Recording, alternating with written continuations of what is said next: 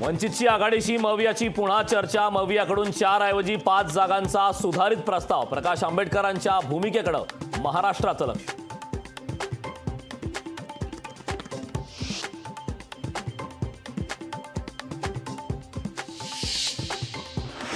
अजित पवारांकडून सुनील तटकरे आणि शिवाजीराव आढळरावांची उमेदवारी जाहीर। बारामतीच्या उमेदवारीवर अजित पवारांकडून मात्र सस्पेन्स कायम। महादेव जानकर बारामतीतून लढणार असल्याची अफवा। तुतारीवाल्यांनी अफवा पसरवल्याचा राष्ट्रवादीचा आरोप।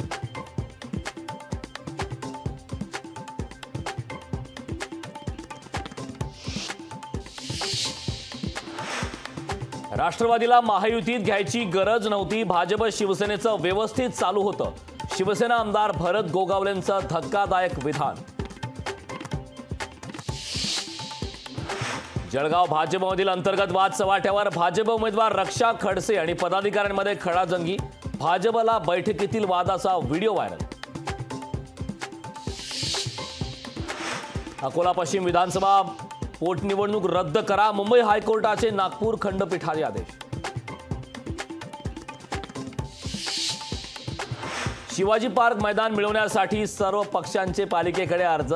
एप्रिल मे महिन्यात प्रचारासाठी अर्ज। शिवसेना युबीटी मनसेकडून मैदानाची मागणी।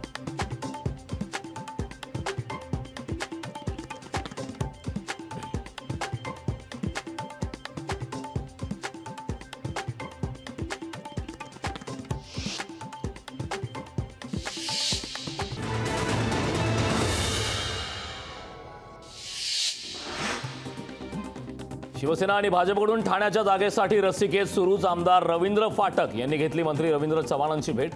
ठाणे लोकसभा जागेबाबत दोघांमध्ये चर्चा। भागवत कराड अतुल सावेंनी घेतली चंद्रकांत पाटलांची भेट। छत्रपती संभाजीनगरची जागा भाजपकडेच राहावी यासाठी स्थानिक भाजप नेते आणि पदाधिकारी आग्रही। आमदार विकास ठाकरेंकडून उमेदवारी अर्ज दाखल। विकास ठाकरेंना मवियाकडून नागपूर लोकसभेची उमेदवारी। शिवसेना पाठवणार विजय शिवतारेंना कारणे दाखवा नोटीस। शिवतारेंनी महायुती धर्माचं पालन न केल्यानं पाठवणार नोटीस। राष्ट्रवादी काँग्रेस शरदचंद्र पवार पक्षाची उद्या मुंबईत बैठक। बैठकीत लोकसभा उमेदवारासंदर्भात होणार चर्चा। नागपूर हे काँग्रेसच्या विचारांचं शहर। विचारांच्या लढाईत महाविकास आघाडीचा विजय होणार। काँग्रेस प्रदेशाध्यक्ष नाना पटोलेंची प्रतिक्रिया।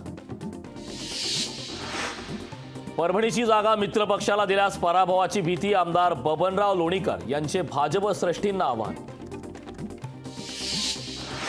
नरेंद्र मोदी 30 मार्च पासून निवडणूक प्रचाराला सुरुवात करणार। पंतप्रधानांची पहिली सभा मेरठमध्ये होणार।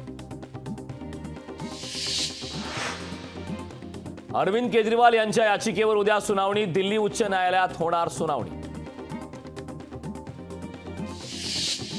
पाकिस्तानमध्ये आत्मघाती बॉम्ब हल्ल्यात 5 चीनी नागरिकांचा मृत्यू।